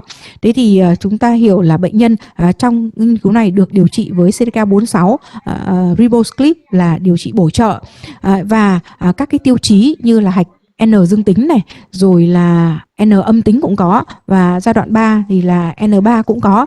Như vậy thì với cái hạch ở đây thì như tôi đang hiểu, bởi vì là trong cái bảng về đặc điểm của bệnh nhân ấy thì là có 32% là bệnh nhân là có điều trị hóa chất tân bổ trợ. Đó, như vậy thì tôi hiểu cái anatomical stage này có nghĩa là giai đoạn sau khi phẫu thuật hoặc là giai đoạn trước khi phẫu thuật, thì có đúng hay không ạ? Đấy thì vì có những bệnh nhân của chúng ta là điều trị tân bổ trợ, xong đó thì chúng ta phẫu thuật, thì sau khi phẫu thuật xong thì bệnh nhân thì lại hạch âm tính. Đấy, và có thể là không còn cái bệnh tồn dư sau khi phẫu thuật nữa. Nhưng mà cái giai đoạn trước mổ thì có thể là T2N1 hoặc là T2N0. Thế thì cái anatomical state này thì có bao gồm cả cái mà chúng ta đang hiểu là clinical state và post-operative state hay không ạ? Tôi xin cảm ơn ạ. Xin mời giáo sư ạ. Yeah. So that's a very good question. And, the first time that I see the presentation at ASCO, I didn't understand either because it's clear that also patients who received neoadjuvant enter in the trial. And was not really clear which was the stage before and after. The reality is an average. So the stage is the baseline stage. Is not the post-neoadjuvant stage. That I can tell you for sure.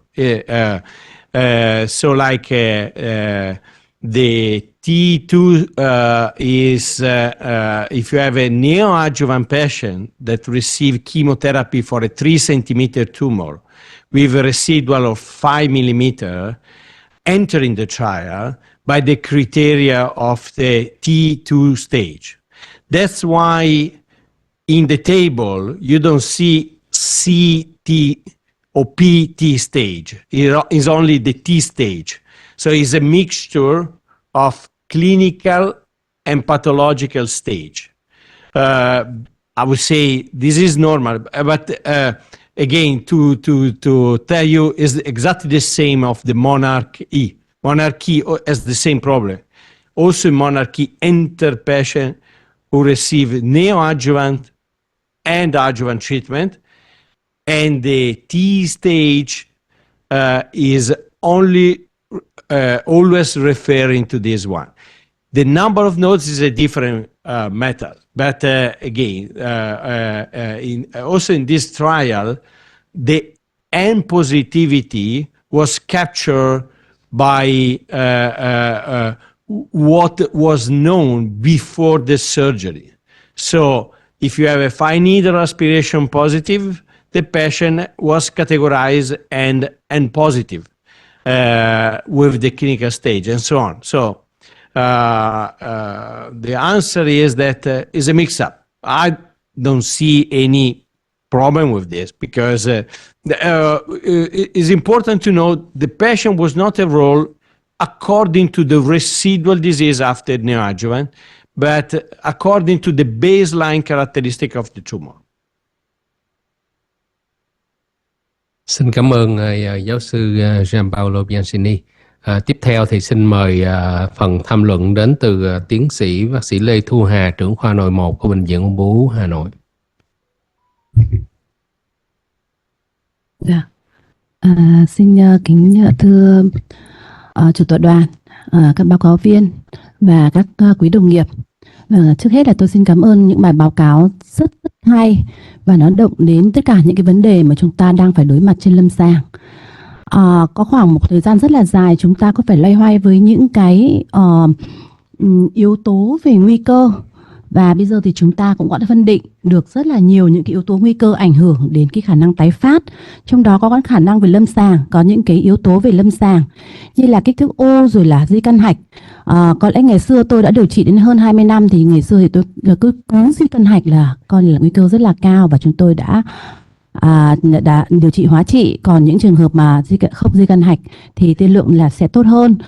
Tuy nhiên thì có rất là nhiều, sau này thì có rất nhiều những cái yếu tố như là độ mô học rồi tuổi, xâm lấn mạch, và đặc biệt là khi mà có sự xuất hiện của những cái sinh học phân tử thì chúng ta thấy rằng là ung thư vú là một cái bệnh lý mà nó có rất là nhiều những cái yếu tố để mà tiên lượng. Nhưng cuối cùng thì chúng ta cũng chỉ để tất cả thì chúng ta cũng chỉ để trả lời câu hỏi là chúng ta sẽ làm thế nào để giảm được cái yếu tố nguy cơ này. Thì những câu hỏi chúng ta sẽ đặt ra là chúng ta có cần phải điều trị hóa trị hay không?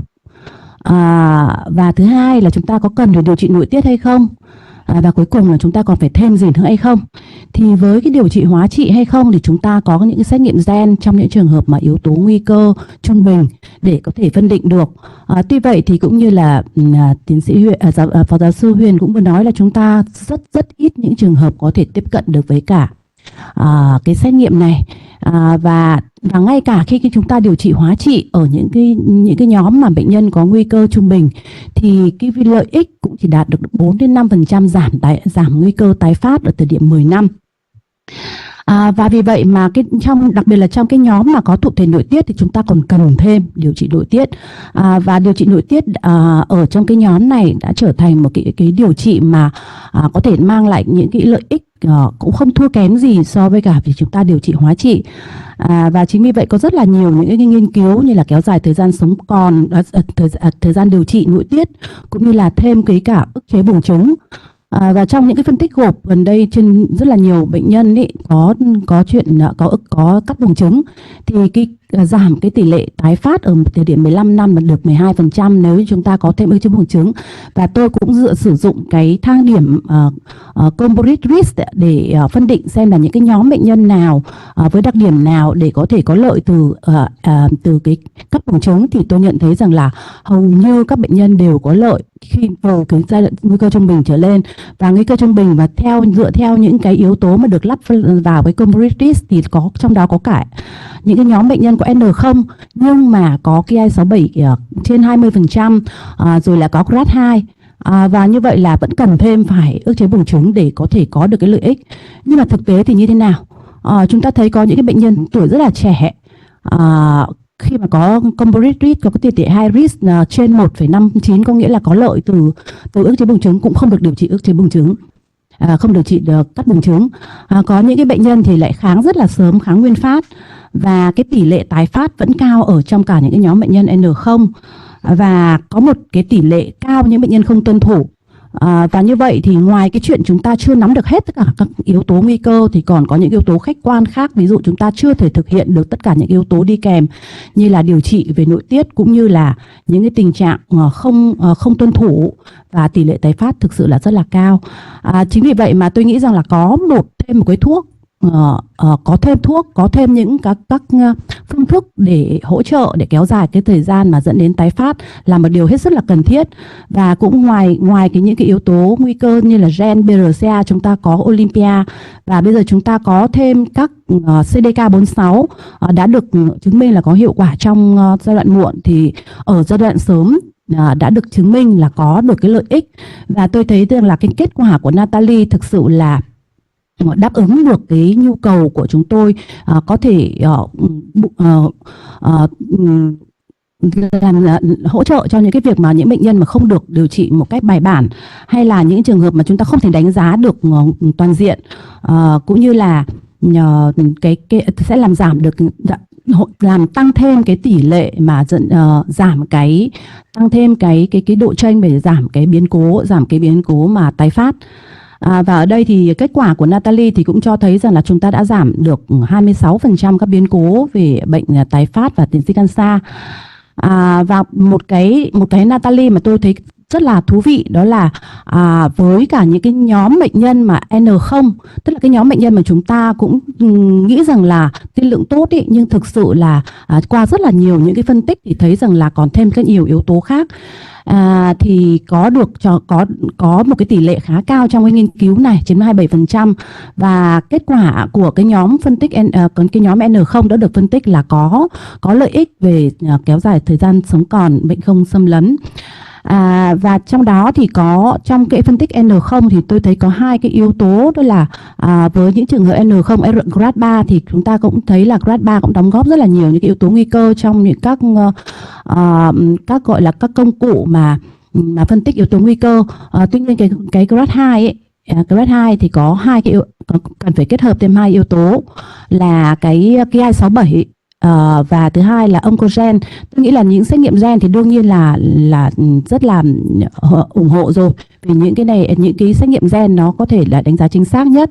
Tuy nhiên với cái Ki67 thì nó lại phụ thuộc vào rất nhiều yếu tố, ví dụ như là cái độ chính xác của cái xét nghiệm này ở từng labo, cũng như là độ cắt ọp của cái Ki67 nó cũng khác nhau ở từng labo.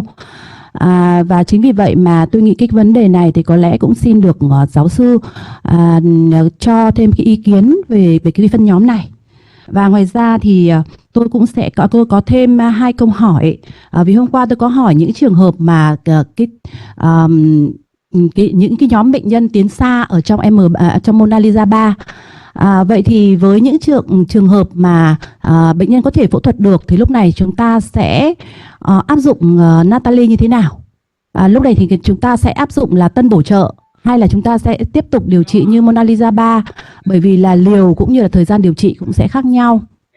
Và câu hỏi thứ hai là tôi hỏi cho những trường hợp mà có thêm cả yếu tố về gen như BRCA dương tính, và bệnh nhân ở cái giai đoạn đã bổ trợ trên 4 hạch, hoặc là còn tồn dư và có cái thang điểm GFS-IG trên 3, thì vậy thì là chúng ta sẽ điều trị như thế nào trong trường hợp mà chúng ta có cả hai cái thuốc để có thể điều trị trong giai đoạn bổ trợ sau điều trị nội tiết?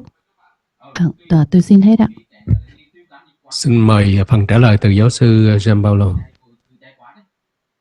Can I ask you a clarification about the first question? The first question that you make about mentioning the Mona Lisa 3 data that we have discussed yesterday. Dạ. Vâng ạ. Với trường hợp mà Monalisa 3, chúng ta có cái nhóm bệnh nhân mà tiến ra tại chỗ và được điều trị như Monalisa 3 với liều là 600 mg, nhưng sau đó thì là bệnh nhân có thể phẫu thuật được, và lúc này thì chúng ta sẽ điều trị như là tân bổ trợ và ở giai đoạn sớm, và lúc này thì chúng ta có thể sử dụng Natalie hay không, và hay là tiếp tục điều trị như là Monalisa 3.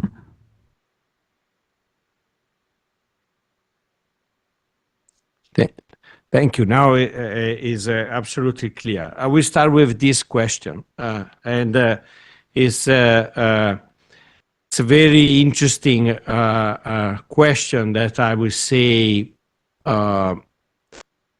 we will never have formal data, but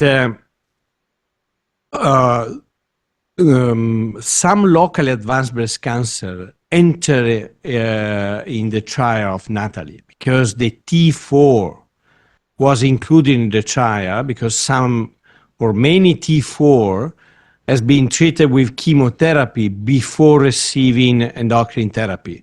So not all locally advanced breast cancer are treated with endocrine therapy or are, say, considered locally advanced or metastatic. At least, for instance, in Europe and in Italy in particular, a luminal locally advanced breast cancer, because we tend not to use the alternative option like chemo versus CDK, and we believe that these are a curative setting and they need both.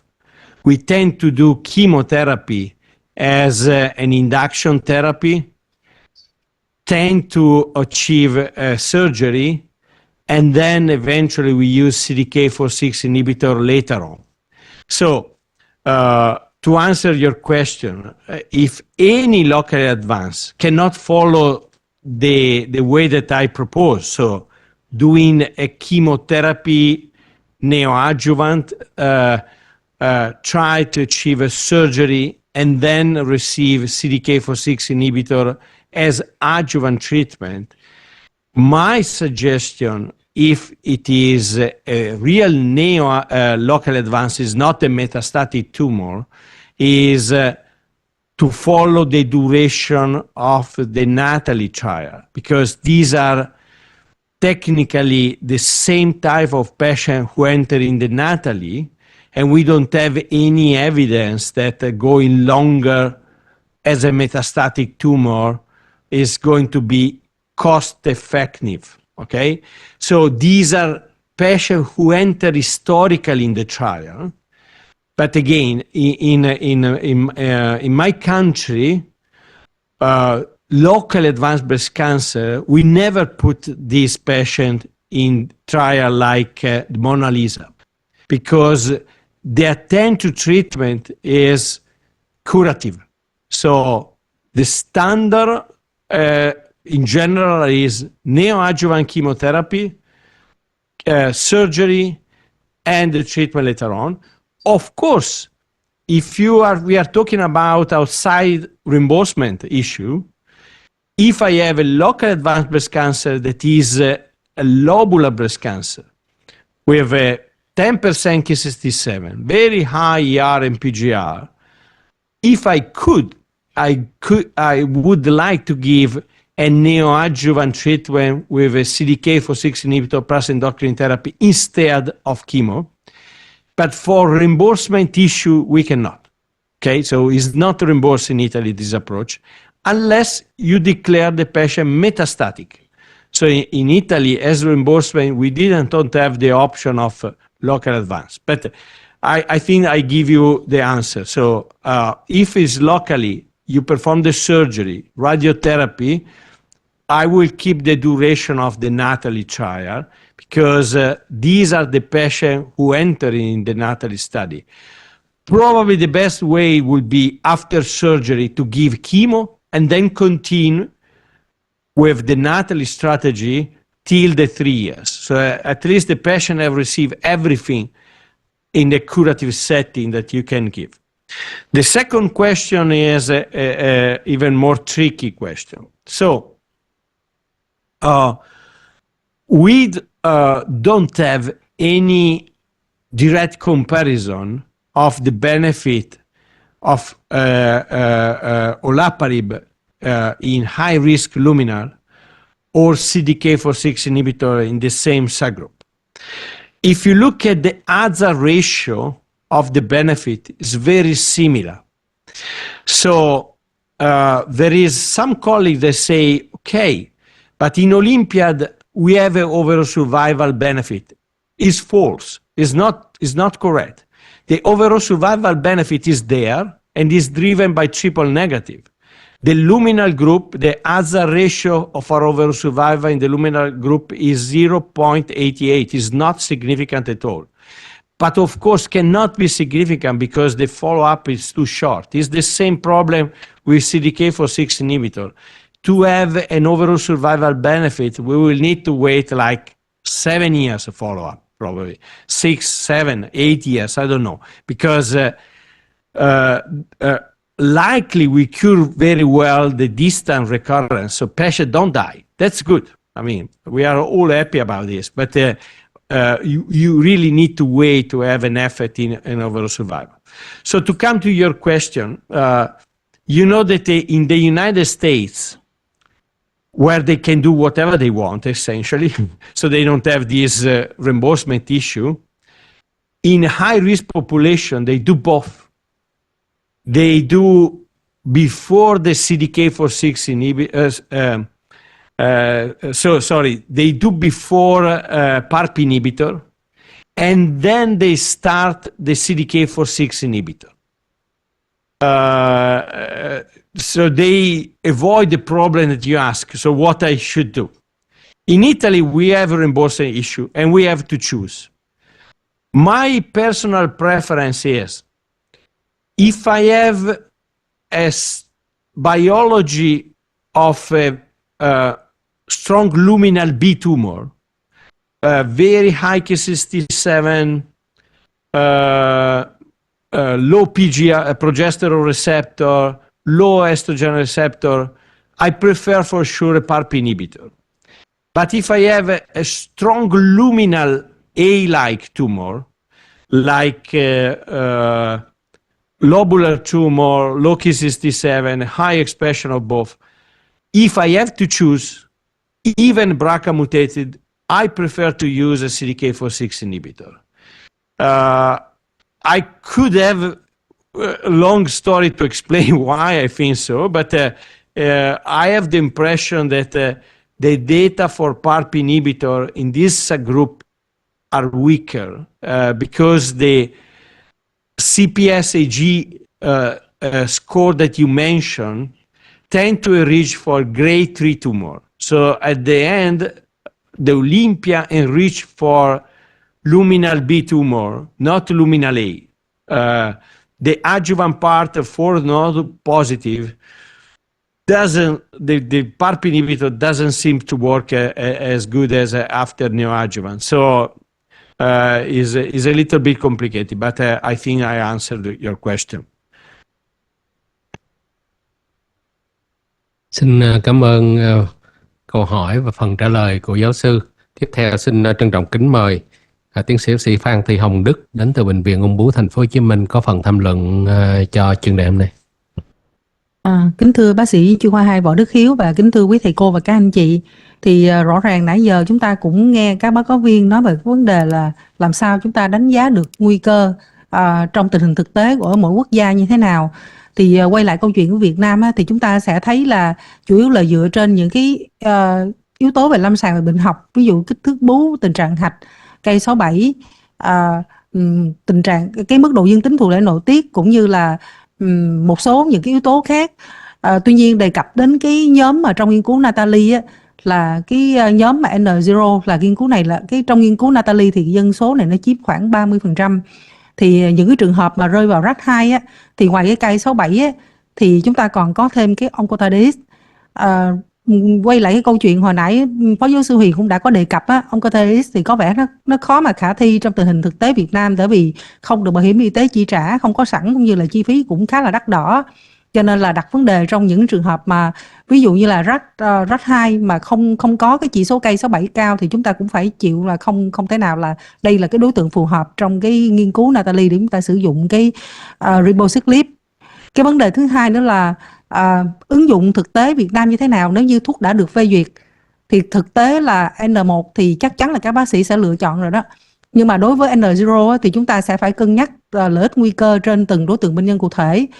Tuy nhiên trong lời nhận xét của giáo sư hồi nãy thường đối với những cái trường hợp nguy cơ thấp chúng ta lại là có vẻ là hơi bị nhẹ tay quá, bởi vì nghĩ là nguy cơ thấp khó mà tái phát, cho nên là nhiều khi chính những trường hợp đó nó dẫn đến cái câu chuyện cuối cùng là cái tỷ lệ tái phát trễ cũng như là nguy cơ tái phát di căn sẽ cao.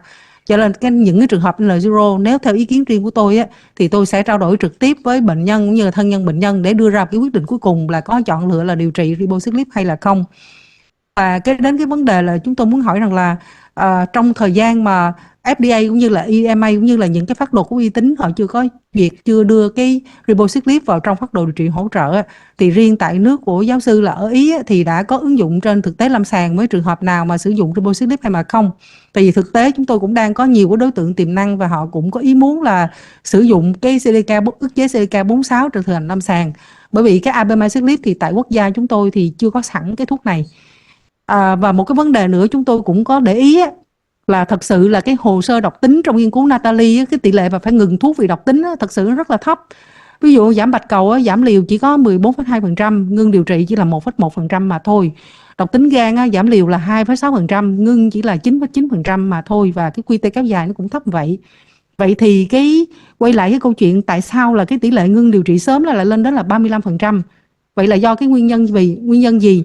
Và cái vấn đề tuân thủ điều trị, đây là cái vấn đề mà then chốt trong cái quá trình làm sao mà duy trì được cái điều trị kéo dài được thời điểm mà nó dài như vậy là 3 năm. Thì ở quốc gia của giáo sư thì vấn đề mà cải thiện cái tuân thủ điều trị nội tiết, đặc biệt khi là đối với những bệnh nhân tiền mãn kinh, chúng ta còn cộng thêm cái OS vô trong đó nữa, thì chính những cái đó nó ảnh hưởng rất là nhiều đến cái chất lượng sống của bệnh nhân, đặc biệt là những bệnh nhân trẻ. Thì có những cái chiến lược như thế nào để chúng ta cải thiện được cái tỷ lệ tuân thủ điều trị của bệnh nhân hay không? Thực tế tại Việt Nam chúng tôi thì lúc trước khi mà chúng tôi triển khai cái vấn đề mà ức chế chức năng buồng trứng tại khoa khám bệnh thì chúng tôi cũng đã soạn ra những cái bản checklist về những cái độc tính thường gặp của OFS như thế nào, để khi mà các bác sĩ khám bệnh có thể stick vô đó, để có thể mình biết được những cái độc tính nào nó đang làm phiền bệnh nhân để mình có thể giải quyết, để tránh cái tình huống bệnh nhân bỏ điều trị. Và chúng tôi cũng có soạn ra những cái tờ bướm để thông tin cho bệnh nhân về những vấn đề liên quan đến độc tính trong quá trình điều trị. Thì tại quốc gia giáo sư thì những cái câu chuyện như thế nào để chúng ta sẽ góp phần mà cải thiện được cái vấn đề tuân thủ điều trị, vì đây là chính vấn đề thiết yếu để chúng ta duy trì được điều trị, và chính những cái đó nó sẽ cải thiện được cái sống còn cho bệnh nhân. Dạ xin hết ạ. Xin mời phần trả lời đến từ giáo sư Gianpaolo. So that's two excellent questions.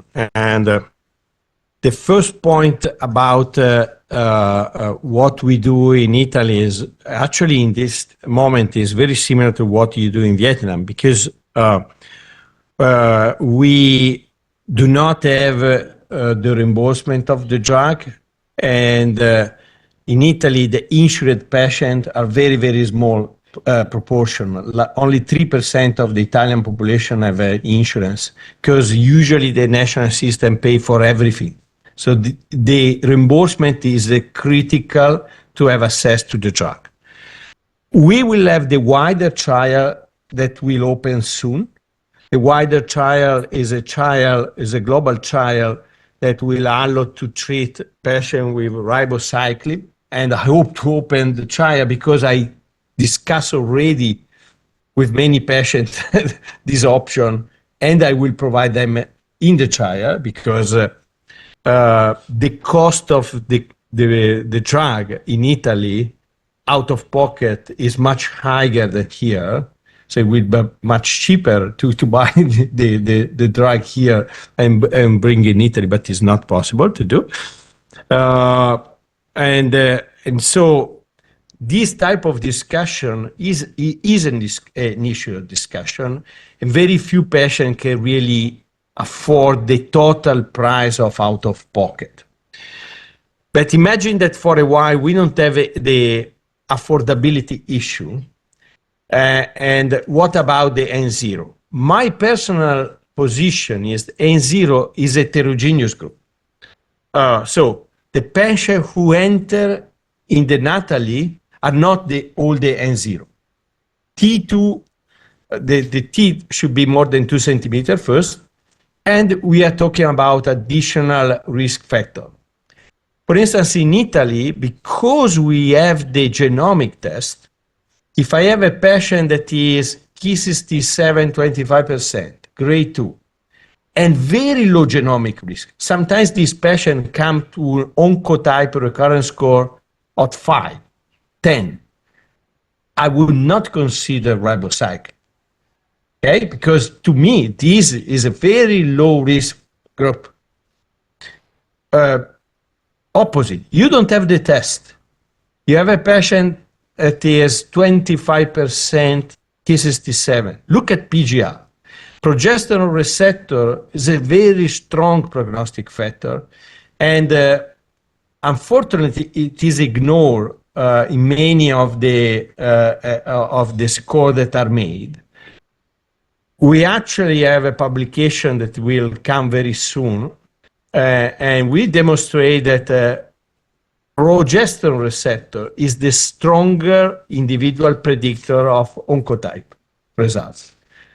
So a patient like this, N0 tumor, 2.5 centimeter, Ki67 25%, PGR negative, I would consider to discuss ribociclib assess, despite technically not being considered a very high risk patient, but in a strong way. So because of the affordability issue, for sure, I will try to make sure that all the patient, all the grade 3 patient N0 to me should have access to the drug, except if you have a genomic test again that come to be very low, because sometimes even you have a grade 3, you can have an oncotype of 10, 9, so very, very low. But with this exception, grade 3, if you don't have the oncotype, I will really discuss with patient and family the possibility to have access to the drug. In the grade 2 is a more, I will use more old information. The tumor size, a 4.5 centimeter tumor is different from a 2.1 centimeter tumor. The progesterone receptor, a negative progesterone receptor to me is a very a bad marker. So even with a modest increase of Ki67, I would consider this, and so on. So that is what I could take. The second question is about compliance. So compliance is a matter of trust between doctor and patient.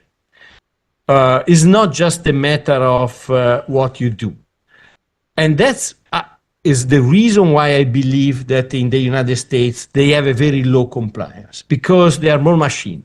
I mean, I prescribe the drug, these are the ratio, do whatever you want. You don't want to take the pills, who cares? I mean, I prescribe you the pills, is up to you. In Italy, we are more, I understand that you have side effect, but you can do this and that. We are more proactive. So you see a huge difference that depends not only about the cultural attitude of patient to tolerate more side effect, but also the cultural aspect of doctor that sometimes are more proactive to emotionally engage a patient and find solution to side effect. That is true also for CDK. So you're right. The proportion of interaction of ribociclib is not just explained by liver toxicity or QTC prolongation. Because if you look at these two and you put together, you don't come to 9%, but the interaction is 20%. That is not very high. I mean, 20% is half of the rate of interaction of endocrine therapy in most of the study that are available. So still, it's not very high. But why there are other reasons of interaction, I'm also curious to know. And I hope that the investigator of the study will provide with the time more reason why a patient interacts. But sometimes are very heterogeneous, not easy to capture. So one patient interacts because they have like a mother that need to be taken care on and is very demanding, come every month to the hospital. And how you capture this? This is a family issue. Another can stop the drug because feel tired. And maybe she feel tired because become menopausal. But it's not easy to convince a woman that it's not the drug that is making that her feel tired. And okay, decide to stop the drug and so on. So you have many of the decisions that are probably also driven by the side effect of the endocrine therapy. Because one of the problems that we face, because we have treated out of pocket some patient with ribo, is that usually patients, because they start endocrine therapy and CDK at the same time, they attribute the side effect to both the drug. So arthralgia, they believe is also driven by ribocycline. So what I do in my practice is, especially the patient that do radiotherapy, I start very early on the endocrine therapy, so the patient feel the side effect of endocrine therapy before starting the CDK, so they don't make a confusion between the two side effects. So they attribute the side effect properly to the aromatase inhibitor and not the CDK. And I think that these increase our compliance. We so far have only one patient who interrupts CDK4/6 inhibitor in the early setting.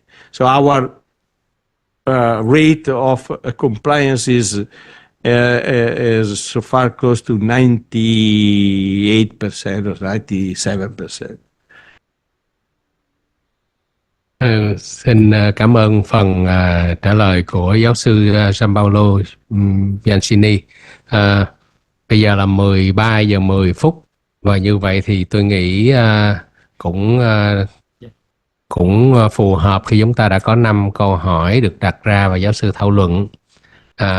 Chắc là cũng còn nhiều câu hỏi nữa nhưng do thời lượng có hạn, thành ra cũng xin phép thay mặt ban chủ tọa thì có một số cái nội dung xin được kết luận cho cái chương trình ngày hôm nay. Kính thưa quý thầy cô, quý chuyên gia và quý anh chị em đồng nghiệp, trong hơn 2 giờ vừa qua là chúng ta đã cùng nhau tham dự, lắng nghe, trao đổi các nội dung khoa học bổ ích đến từ 3 báo cáo viên: giáo sư tiến sĩ bác sĩ Gianpaolo Bianchini, thạc sĩ bác sĩ Đồng Chí Kiên, tiến sĩ bác sĩ Nguyễn Hoàng Quý, và phần tham luận của 3 chuyên gia: tiến sĩ bác sĩ Phan Thị Hồng Đức, phó sư tiến sĩ Phùng Thị Huyền, tiến sĩ bác sĩ Lê Thu Hà, xoay quanh nội dung áp dụng các phương pháp tốt nhất để quản lý bệnh nhân ung thư vú giai đoạn sớm, có thụ thể nội tiết dương tính hoặc âm tính, có nguy cơ tái phát cao. Chúng tôi một lần nữa xin trân trọng cảm ơn 309 bác sĩ đã tham dự trực tuyến và trực tiếp tại 8 đầu cầu, đã dành cái thời gian quý báu buổi trưa thứ Tư ngày hôm nay. Chúng ta cũng đã có phần hỏi đáp trực tiếp với 5 câu hỏi được đặt ra từ các tham luận viên và đã được chuyên gia giáo sư Gianpaolo Bianchini thảo luận trả lời làm rõ xoay quanh chủ đề chuyên môn của hội thảo, giúp cho hội thảo được đánh giá là thành công. Một số điểm nhấn mạnh về chuyên môn cần lưu ý khi thực hành áp dụng cái phương pháp tốt nhất để quản lý bệnh nhân ung thư vú giai đoạn sớm, thụ thể nội tiết dương tính hoặc âm tính, nguy cơ tái phát cao như sau. Thứ nhất là bất kể tình trạng hạch ung thư vú giai đoạn sớm, đều có thể có nguy cơ tái phát sớm trong vòng 3-5 năm hoặc là muộn. Và đối với ung thư vú giai đoạn sớm thì hạch dương tính là yếu tố nguy cơ cao quan trọng. Bên cạnh đó thì những cái tình huống đều có thể nằm trong nhóm nguy cơ cao, chẳng hạn như là rách mô học là Hr+her2, hoặc là hạch âm tính nhưng mà kích thước bú lớn trên T2, hoặc là nếu bú T2 nhưng mà Hr+2 và có cây 67 từ 20% trở lên, hoặc chúng ta có bằng chứng đánh giá cái Oncotype DX mà có lớn bằng 26, thì đây là một trong những yếu tố mà chúng ta xem xét ở câu chuyện là nguy cơ cao để chúng ta có những ứng xử phù hợp. Đó là hóa trị để giảm nguy cơ tái phát di căn, là xạ trị để giảm nguy cơ tái phát tại chỗ, và để đẩy mạnh vai trò của liệu pháp nội tiết với cái việc sử dụng thuốc ức chế CK46. Và với thuốc ức chế CK46 thì kết quả từ nghiên cứu Natalie nhấn mạnh lợi ích đáng kể của đạt được IDFS sau 3 năm điều trị ribociclib cộng với ức chế aromatase nhóm non-steroid trên số lượng lớn bệnh nhân ung thư vú giai đoạn sớm có thụ thể nội tiết dương hoặc âm có nguy cơ tái phát. Tôi tin rằng các bác sĩ thông qua cái chương trình hội thảo ngày hôm nay cũng đã học hỏi được rất nhiều kinh nghiệm thông qua hội thảo này.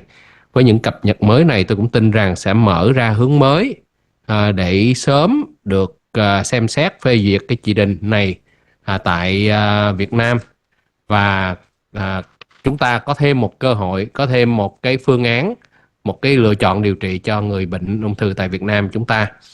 Và tôi cũng hy vọng các bác sĩ, các đồng nghiệp chúng ta tham dự ngày hôm nay cũng có thể chia sẻ những cái thông tin khoa học bổ ích rút ra từ hội thảo để các đồng nghiệp chúng ta có cùng một tiếng nói, cùng một góc nhìn, giúp đem lại cái lợi ích tối ưu nhất cho người bệnh. Chúng tôi một lần nữa xin trân trọng cảm ơn công ty trách nhiệm hữu hạn Novartis Việt Nam đã giúp tài trợ và tổ chức cái hội thảo bổ ích này. Tin rằng sẽ tiếp tục nhận được sự đồng hành, hỗ trợ của quý công ty trong thời gian sắp tới. Chúng tôi cũng xin trân trọng cảm ơn bác sĩ Tuấn Anh đã giúp phiên dịch cho hội thảo ngày hôm nay.